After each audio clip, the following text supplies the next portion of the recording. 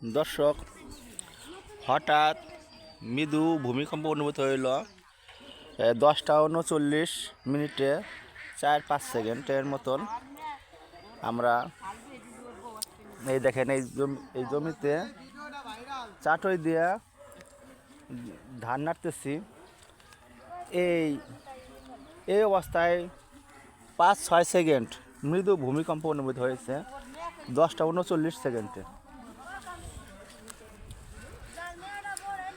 আপনারা কেউ অনুভূত করতে পারলে কমেন্টে জানাবেন। আর আমাদের ধান নাড়ার ভিডিওটা কীরকম হয়েছে এটাও দেখেন। এখনও ধান গাছের গুঁড়া আছে, কিন্তু চাটই মাটি থেকে পড়ে না। আমাদের আগে জমিতে এই ধান নাড়তে হইলে উঠান আগে নেপা লাগতো, কিন্তু এখন আর উঠান নেপা লাগে না। উঠান নেপার ঝামেলা শেষ, খালি একটা এরকম নেট জাল কিনে নিলেই হয়। যেখানে সেখানে পাতবেন, এরকম টান টান করে বাঁধবেন আর ধান নাড়বেন।